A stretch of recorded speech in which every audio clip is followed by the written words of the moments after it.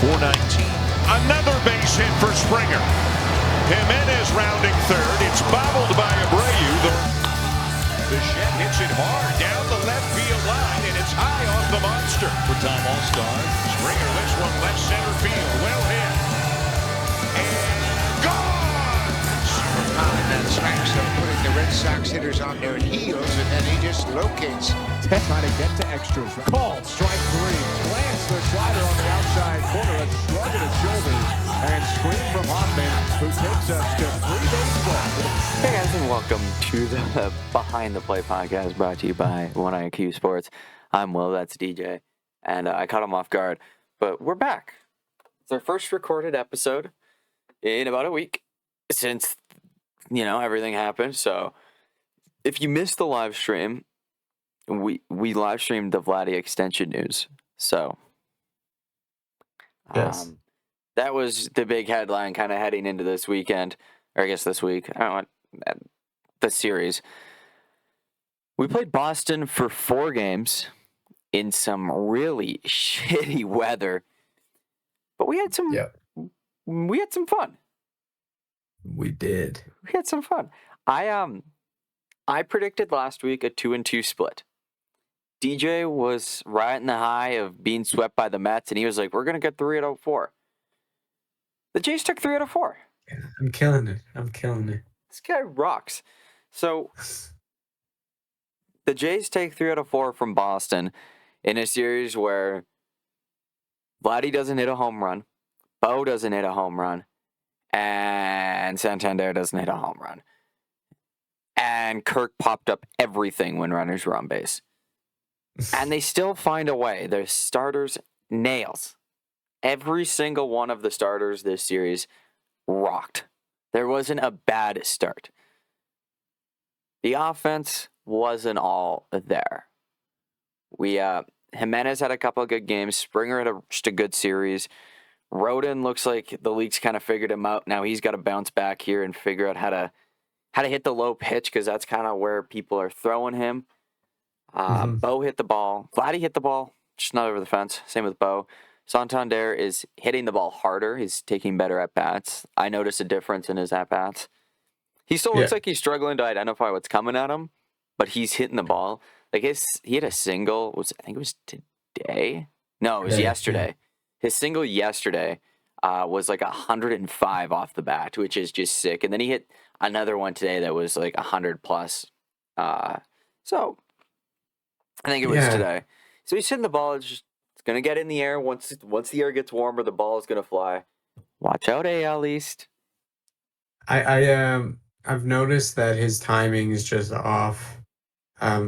He had a few at-bats today where I thought he got some pitches to hit, and he's just like fouling them off. And he's just like, I don't know, it's getting to the end of the barrel too much. He looks like a guy who's like in week 2 of spring training. So by that count, May, he'll be back. And honestly, right now, like, we're winning, so I don't really care. They don't ask how you win, they just ask how many games you've won, and that's all that matters. They've won the most in the AL East, so suck it. We'd be having a different discussion if we were like, if we were 5-8, we'd be having a way different conversation. If we were the Baltimore Orioles, this would be a depressed podcast. Yeah, but we're winning, so a win's a win is the motto. So game 1, rip through. Jays win 6-2. Easton Lucas goes on Jose Barrios hits the mound. Steam coming off of him like some hot stallion. And he was nasty all game long. And the Jays offense just kind of rallied it around the whole time against, I think it was Kyle Fitz is what I'm going with. So game 1 positives. I have Jose Barrios was sick. Vladdy hit the ball. Jimenez, I think, hit the ball. Springer hit the ball. Bo didn't have his best game, but he was there. And then I just have Vladdy extension because it overshadowed that entire game where it was like, okay, your guy's here forever. The only negative I threw in was no home runs. Yeah, and that's a pattern. Yeah, But this is going to be a very common theme you'll see throughout this series. it's this first game. I think it's important to point out that Jimenez got on base. I think twice, 2 walks, no hits. He got on base. He stole 2 bags, and George Springer was just spraying singles all over the place and cashing them in every time. 3 RBIs, 4 for 4 night. He just kept on rolling into this series and took them out single-handedly. It was nice. Running into game 2, a bit of the same at the end. 6-2 win. I think I'm like 99% sure that was 6-2 win. Easton Lucas on the hill. 6-1. 6-1. Easton Lucas on the hill, but actually it was just prime Randy Johnson dressed up as Easton Lucas. So like, haha, you guys got fooled. 8 The Ks bullpen over 5. was nails too. And then Springer was pretty sick again in game 2. It's just an all-around team win. The negatives, lack of power still, except for George Springer hitting a ball 5 million feet to center field. That was just, that one got me going, man. I've never felt, I think I texted you, I was like, George Springer's making me feel ways. Yeah, I got on base 3 times again this game. Like he's just like he He was has a carrying higher, his team through the. was it a higher WRC plus than Aaron Judge right now? And it's not like 1 or 2 points. It's like 15 points higher. It's obviously not going to stay that way. It's going to stay. We're here for 2025 George Springer MVP campaign. Bo Bichette, 3 for 4 with 3 ribbies. Yeah, put a couple off the monster.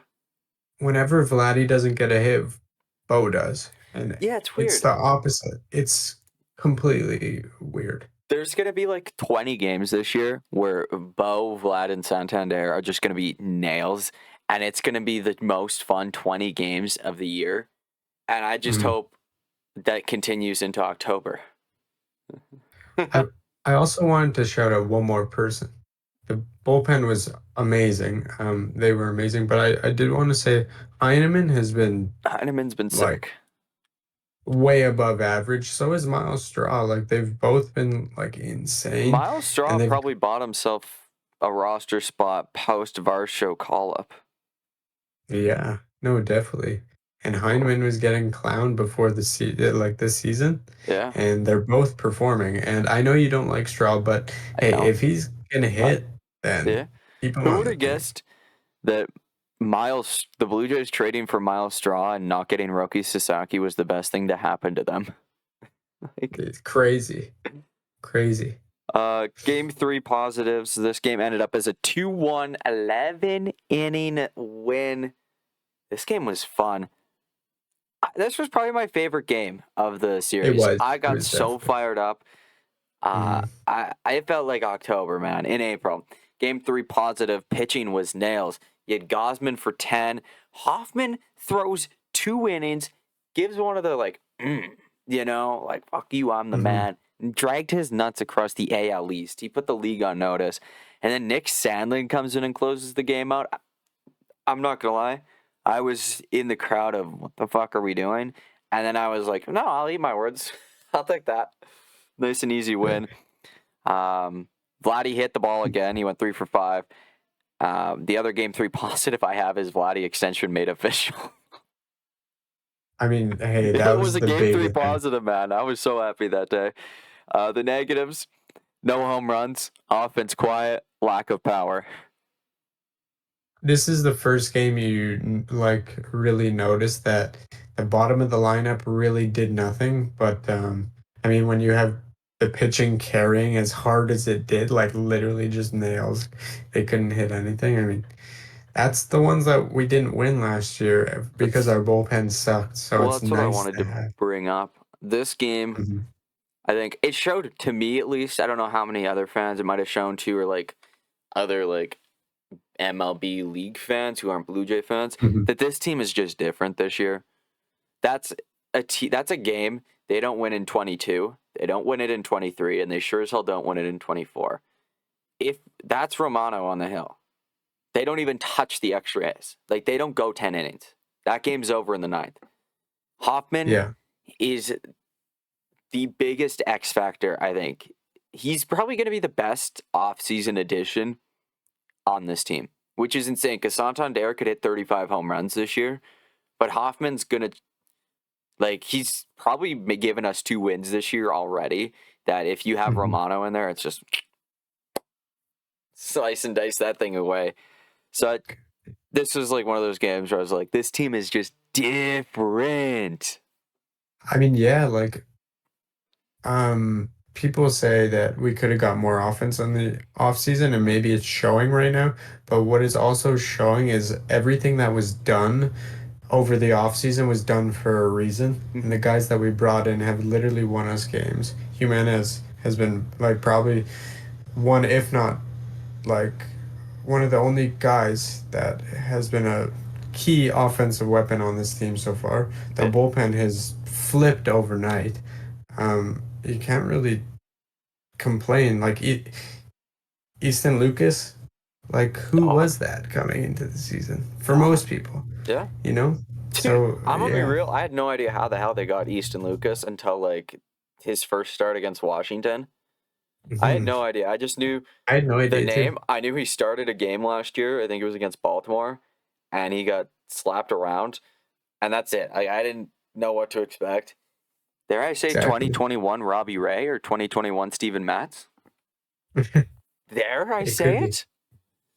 But no, I'm serious. Like, Straw and Heineman, they're brand new to this team. They're also I wouldn't dogging say it out. Heineman's new. This is like a second stint with the Jays, but But like this version of Heineman's this new. version of Heineman's new to the MLB. Exactly. So it's like this is a totally different team, and we're winning games not because we're winning ways in ways we wouldn't have thought of last year. So that makes me think like we're actually contenders to make Oh, the yeah. playoff. I, So I look at it like this. Everything's got to even out at some point. Like, the rotation is not going to be 1-9-1 the entire way. But if they're a top 5 rotation in baseball, which they very easily could be, at some point, Vladdy, Santander, and Bo are going to just hit home runs. Like, the ball's just going to start flying. It's not like something that, like, oh, you can't bet on that. It is a natural thing that just happens when the temperature gets warmer. That ball's just going to fly. It's going to fly. You think all 3 of them are going to sit at 0 home runs the entire season? No way. They're going to hit 20. Each of them are going to hit 20 home runs. This is a Blue Jay team that's 8-6 now. Tied for first in the AL East. They got a nails bullpen. The rotation rocks. And it can only theoretically get better with a return of Max Scherzer, potentially maybe even a trade at the deadline. There's a course of this team or this season for the Blue Jays that I said at the beginning of the year, there's a path to the division. there definitely is, and they're playing like they want it. It's not like they're taking it easy. Everybody wants it, and you could tell. Like, it's pretty intense. There's a chip on every single one of these guys' shoulders. You're seeing a reaction from Bo Bichette when he drives in 2 runs. Yeah. You're seeing a huge reaction from Barrios when he's getting through 7, like in a tough jam, and Hoffman just blowing smoke out of his ears, like making me want to run through a wall like you texted me. It's a good intensity. These guys want it. That's the difference. Yeah, and it's nice. It's like a 2015 intensity. You remember that, like, bravado that they had post-trade deadline where it was like, fuck you, come beat me? That's the mindset that this team has right now, and I love it. And it's just like, obviously, you can't take much from April games. Even at the end of the day, these games count the same as a game in September. Yes. Being able to beat up on the division early is huge. Took advantage. You took 2 out of 4 from Baltimore. You took 3 out of 4 from Boston. You're going to go play Baltimore again.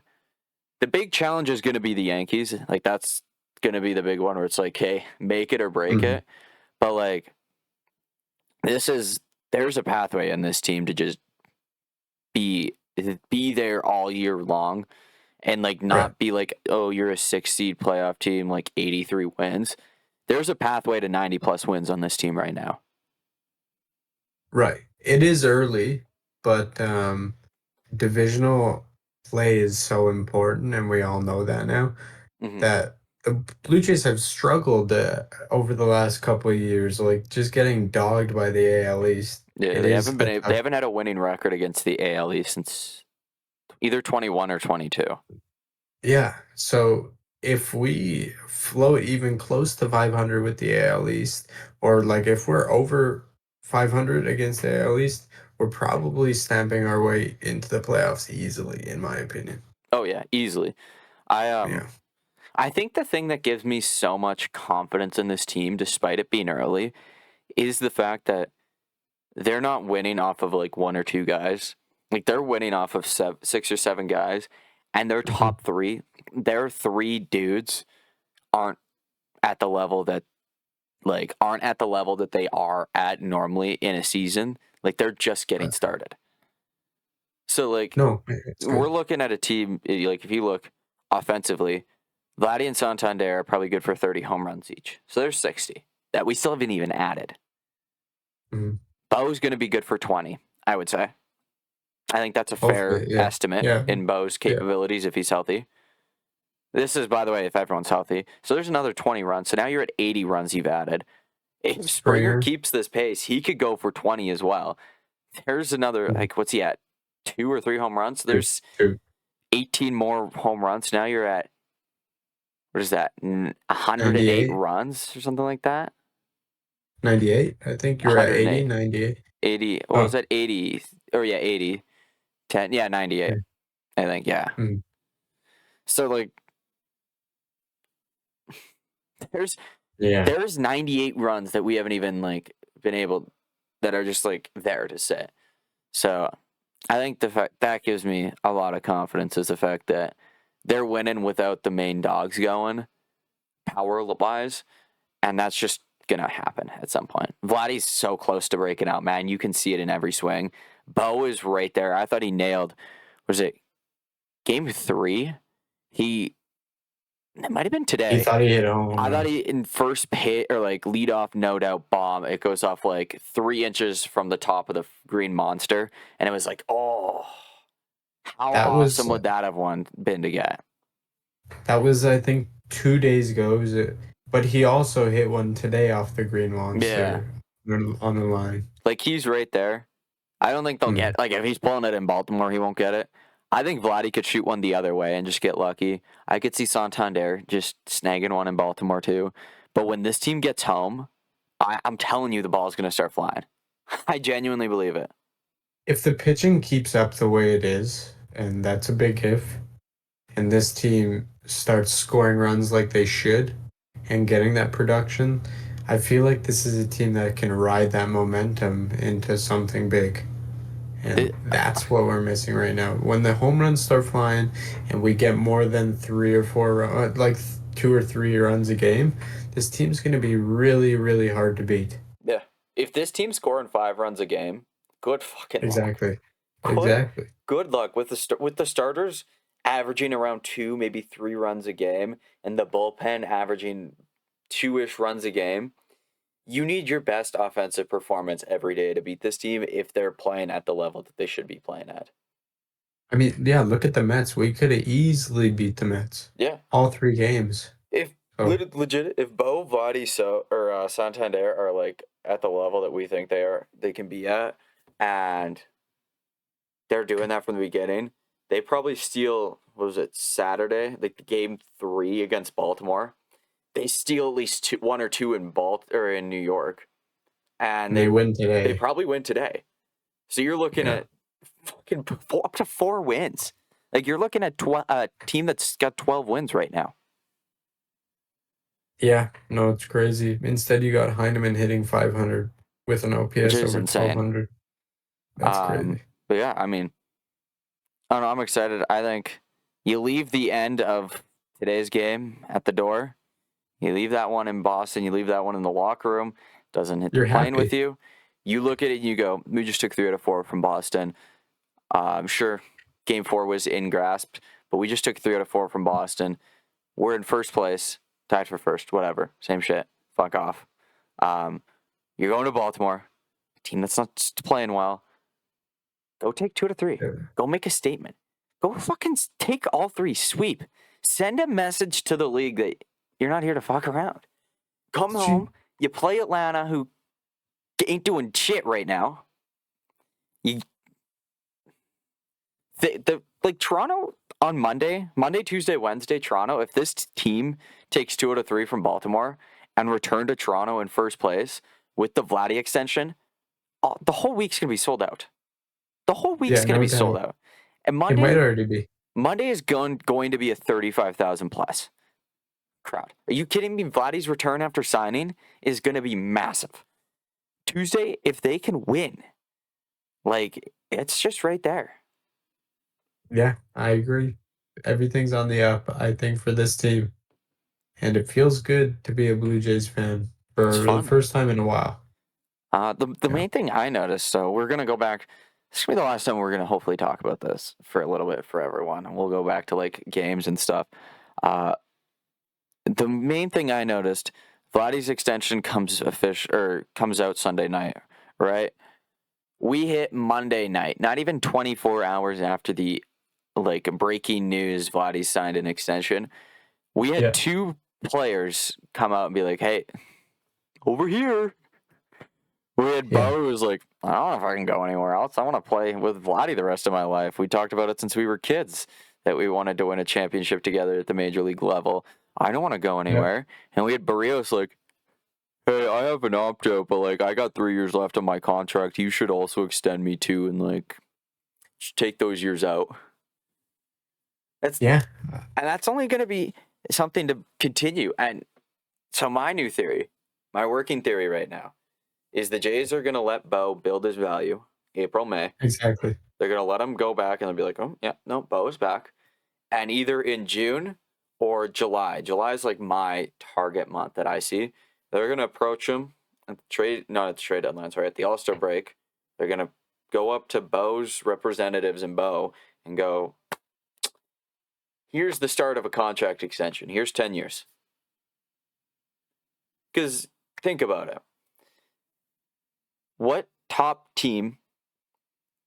contender in this league doesn't have a shortstop right now? Lockdown. The Yankees have Volpe lockdown, quote unquote.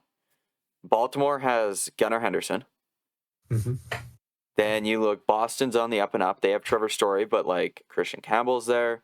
They have other guys that are right there as well. Marcelo Meyer's close. Then you go look out in the Central, maybe Cleveland, but they're not going to spend the Bo Bichette money. Then you look, Kansas City's got Bobby Witt. Minnesota's got Carlos Correa. Detroit's locked with Javi right now, so that sucks to be them. Then you look out west, maybe the Mariners could cough that money up. That'd be the only team. Yeah. The Rangers got Seager. The Astros got Jeremy Pena. Who the fuck wants to go to the Angels? Yeah. Then you look out, in the National League, it's the Dodgers got their shortstop. The Giants, maybe. I don't know what Luciano's going to be like. The Padres got their shortstop.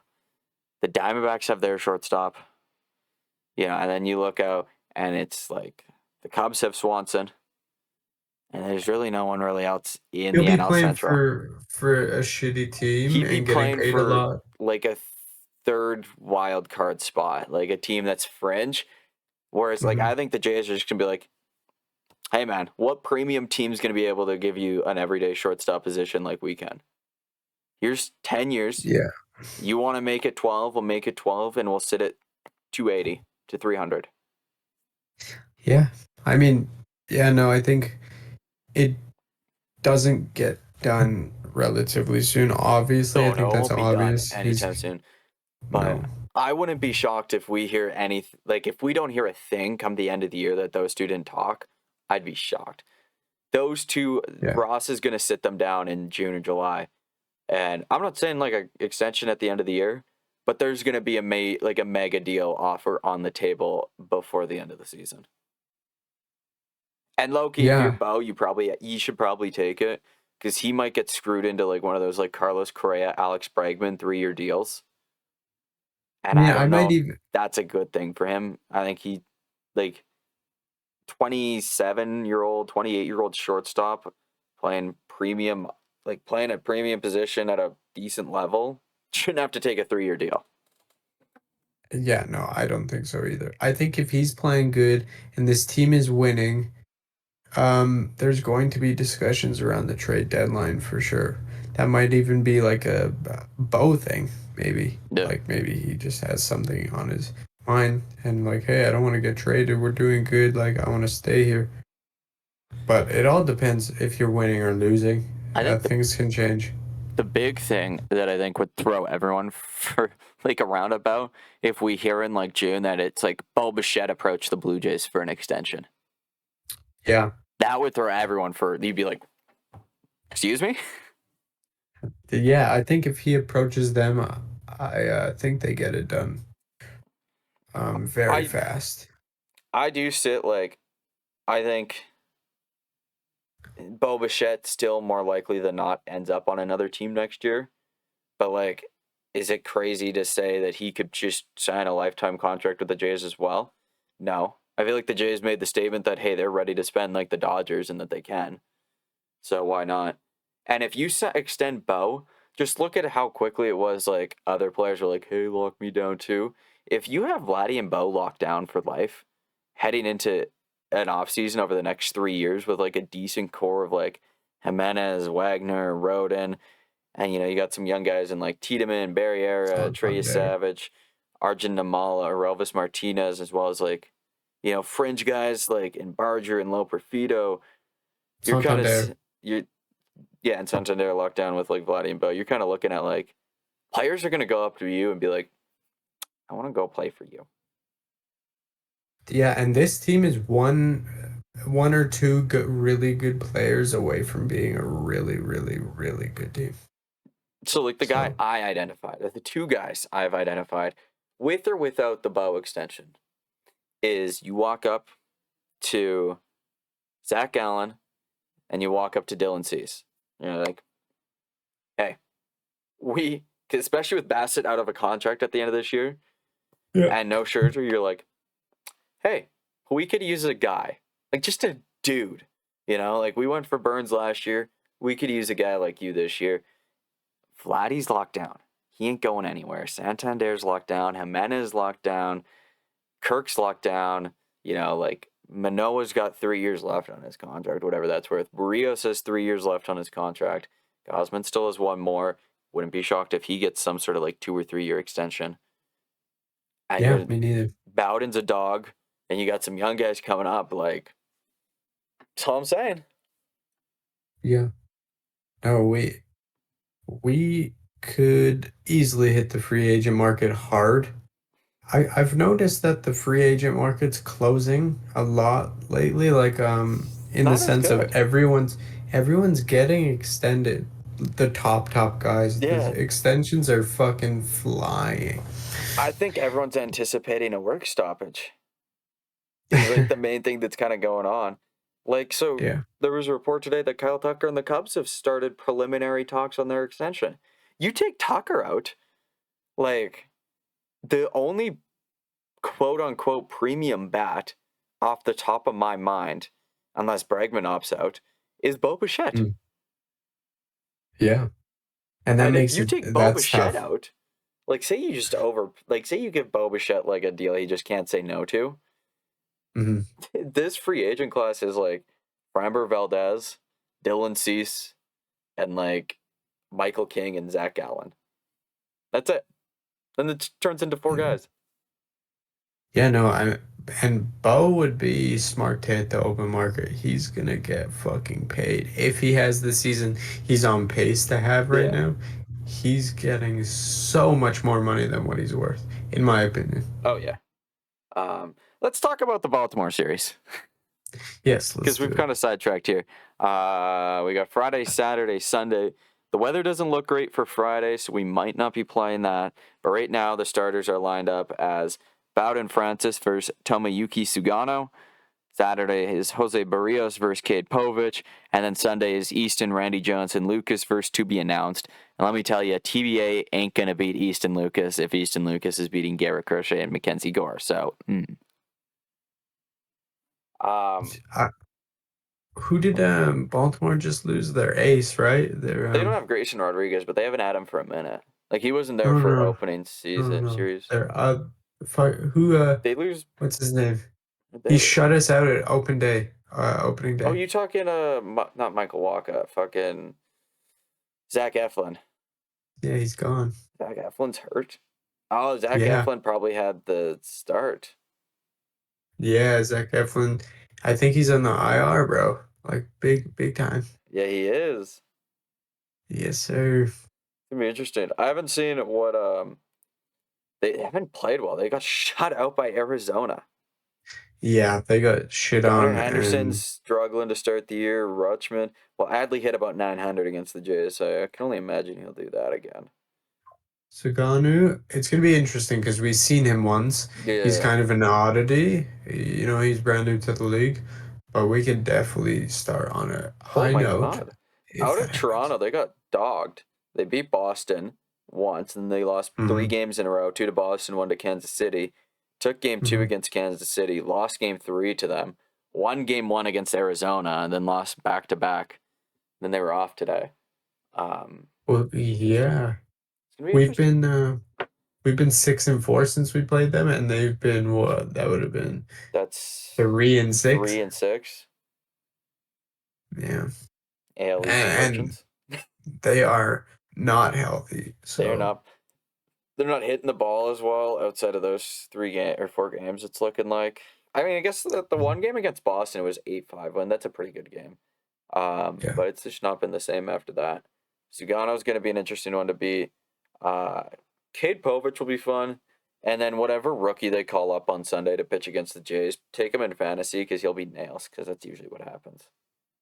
yeah. I was just thinking the same thing. But weather permitting, 3-game series. Friday night is looking very wet. It's a shame that Baltimore is poverty and can't afford a roof. So we'll have to Yeah. potentially get a delayed game there or a postponed game, which sucks. Hmm. But if the Jays play 3, the minimum you have to take 2 out of 3 in Baltimore. Because if you Yeah. take 2 out of 3 in Baltimore, you return back, you're 10-7. Right. And you play Atlanta, you just ride momentum. You win games. You hit baseballs. You hit nukes. I can't wait, man. No. I can't fucking wait. Another huge love thing going baseball. back to it, inter-division matchups early in the year. We're on a good pace right now. Beat the fuck up out of these guys because like Yeah. we need to win the early ones, especially when they're deflated like they are right now. Because it's gonna get way harder when they're healthy and when it comes like April, September, like It'll be April, nice. September. Jays, I regret. I'm gonna regret saying this. This can come back to bite me. I'm not gonna say it actually. Never mind. I was gonna. No. I was gonna say it and it was gonna come back to bite me immediately. So I'm not gonna say it. But we get after this weekend series, we get a nice little break from AL East opponents, and then on the 25th of whatever April, we start a 3-game set against the Yankees. Then it's Boston again. And you're like, what the fuck? It's just constant, so you got to take advantage when we can.